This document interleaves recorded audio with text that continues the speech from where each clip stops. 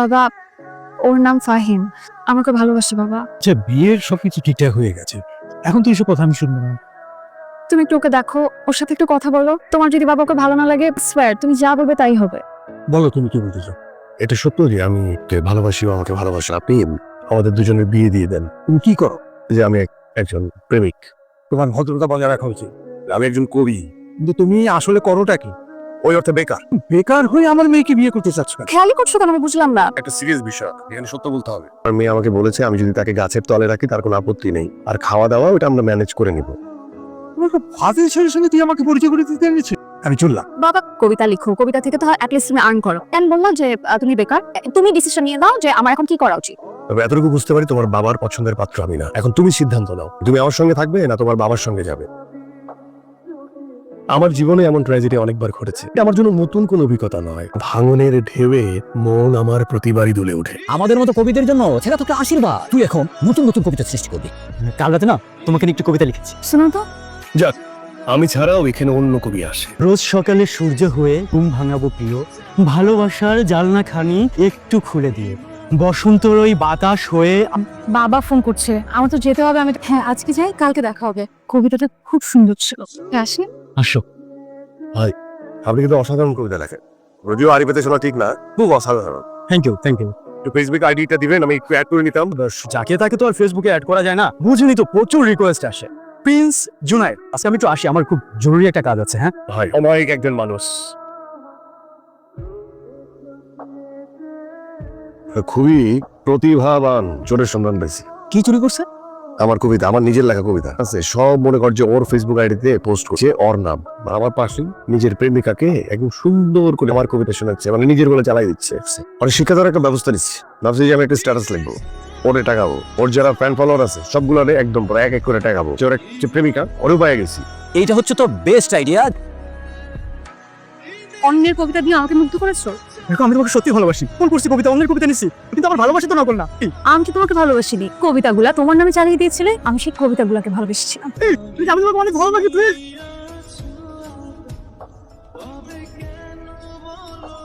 মেয়েটি আমার সাথে দেখা করতে চায়, সত্যি বলতে এড়াতে পারলাম না। আগামীকাল আমাদের দেখা হবে। দেখুন, একটা বিষয়, যেহেতু আমাকে ডেকেছেন, এখানকার খাবার দাবার যে বিল হবে সেটা আপনার দিতে হবে, আমার পকেটে কোনো টাকা নেই। আচ্ছা ঠিক আছে, সমস্যা নেই, আমি বিল দিব। আমি ভুল করে মানে একটা বাসায় ফেলে রেখে এসেছি, তো এই জন্য। ধন্যবাদ আপনাকে। কারণ আপনার জন্য একজন প্রতারক কবিকে ধরতে পেরেছি। সে তো আপনার প্রেমিক। সেদিন সামনাসামনি দেখে আমি ইচ্ছে মতো খাপিয়েছি। সাংঘাতিক মেয়ে। আচ্ছা আপনি এত ঠিক কথা বলেন কি করে? কবি তো তাই। একটু খাই, আমি তাহলে আসি। আচ্ছা আপনার এখান থেকে বাসে যেতে কত খরচ লাগবে? উপরে 170 থেকে 180 টাকা। নিন। আপনার এই টাকা আমি নেবো কেন? হাট দিচ্ছি, শোধ করে দিবেন। হাঁটা স্বাস্থ্যের জন্য খুবই ভালো, আপনি হেঁটে যাবেন। ঠিক আছে, আসি। হ্যালো, কি করেন? কি আপনি? মানে কি? না, আমার নাম্বার সেভ করেন নাই। মনে করেনি, বলেন।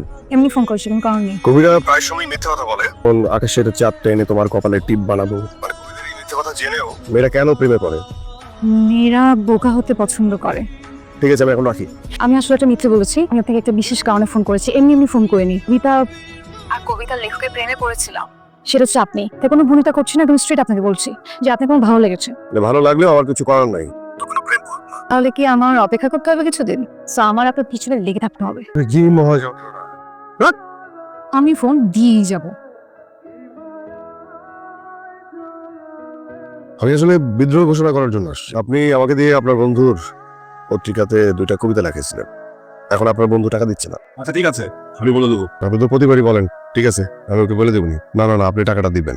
2টা কবিতা 25-25-50 হাজার, সেটা আপনি দিবেন। যদি না দেন তাহলে আমি ফেসবুকে আমি স্ট্যাটাস দিয়ে আপনার বেচছি। ঠিক আছে ঠিক আছে, বুঝতে পারছি। আপনি তাহলে জব করেন না? Self dependent girl. আসলে আমি আপনার উপর অধিকার চর্চা করতে চাই। সাংঘাতিক, আপনি কিন্তু খুব বিপজ্জনক মেয়ে। আরে আশ্চর্য, আমরা কোথায় যাচ্ছি? আপাতত কোথাও না, ঘোরাঘুরি করে তারপর তুমি বাসা নামিয়ে দিব। এই যে দেখ, তুই পুরাই হি। এই যে দেখ, কি এই যে দেখ, চশমাটা পরে নে। না হচ্ছে ভাইরাস জানো, তোর কবিতা নিয়ে র্যাপ সং করছে। চেহারা দেখে মনে হচ্ছে আফ্রিকা থেকে আসছে, সারা দুনিয়ার মানুষ সং দেখতেছে। তো সুপার হিট মামা। র্যাপ মানে পুরো রেপ করে দিছে। আপনার কবিতা র্যাপের জন্য একদম পারফেক্ট। কবিতা সিলেক্ট করে রেখেছি, খুব শীঘ্রই দেখতে পারবেন। তোর কি মনে হয় এই যে হাসান, ওপরে তাকান। আপনি নিচে এসে কথা বলেন। কি হয়েছে বলেন তো? একটা চান্দু আমার কবিতা নিচ্ছে, কবিতা নিয়ে কবিতাকে রেপ করে দিয়েছে, করে র্যাপ বানিয়েছে। সে আপনার কবিতা কোথা থেকে পাবে? আমার মনে হয় সে আমার কাছ থেকে কবিতাটা পেয়েছে। যেমন এই যে দোতলায় দাঁড়িয়ে আপনার কবিতা আবৃত্তি করি। এই ঈদ দিয়ে তো আপনার মাথা ফাটানো দরকার। সাংঘাতিক মেয়ে আপনি। এই কপি, আই কথা শোনেন। আপনি অনেকদিন ধরে কবিতা লিখছেন এবং খুবই জনপ্রিয়। আপনার জনপ্রিয়তাটা ভাই একেবারে সস্তা জনপ্রিয়তা। আমি কোনো চিত্রকল্প খুঁজে পাই না। আপনাদের মতো অনর্থ, অথর্ব, মূর্খ সমালোচকদের জন্য সাহিত্যিকরা অনুৎসাহিত। আপনার মতো সমালোচকরা হচ্ছে এই যুগের বিস্ফোরা। এটা কফি দাও তো ভাই। আপনি এখানে কেমন আছে? মুখটা আমার শুকনো লাগছে কেন? দুপুরে কিছু খাননি? আমি না খেলে আপনার কি? হয়তো আমার সঙ্গে পরিচিত হওয়ার ভান করবেন। আচ্ছা, এটা অটোগ্রাফ দিবেন আমাকে? আপনি আমাকে এত জ্বালাচ্ছেন কেন? আমি আপনার একটা বই কিনেছি। অটোগ্রাফটা বই না দিয়ে কি হাতে দেওয়া যায় কবি সাহেব? আপনি এত চেষ্টা কেন?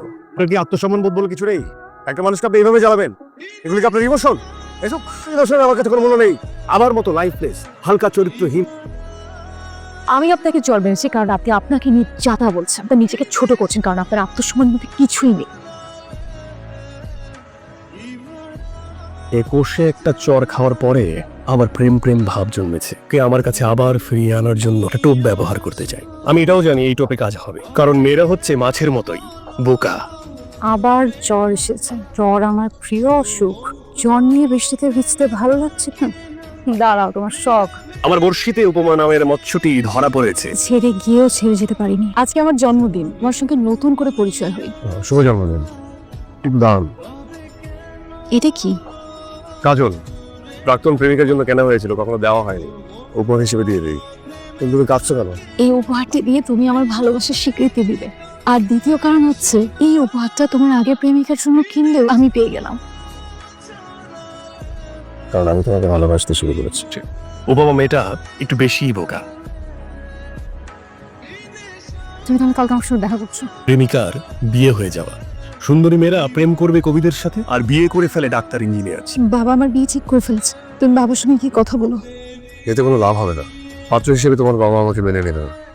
আমি একজন কবি, আমার জায়গাটা অনেক সম্মানের। আমি তোমাকে নিয়ে পারি যে সবার চোখে অসম্মানের পাত্র হতে পারবো না। তোমাকে ভালোবাসাটা ছিল আমার সবচেয়ে বড় ভুল।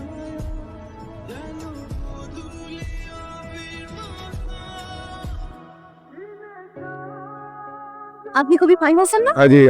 আমি আপনার কবিতার ভীষণ ভক্ত। ও আচ্ছা জি। ফ্রেন্ড লিস্টে কি জায়গা পেতে পারি? হ্যাঁ, শূন্যস্থান পূরণ করার জন্য যদি কাউকে দরকার হয় তখন আসুন। আপাতত সেল নাম্বারটা। মানে আমি যদি আপনাকে সেলফোন নাম্বার দিই তাহলে কি কথা বলতে বলতে মানে প্রেমে পড়ার কোনো সম্ভাবনা আছে? প্রেমে পড়ে গিয়েছি মানে তো আপনারও প্রেমে পড়ে।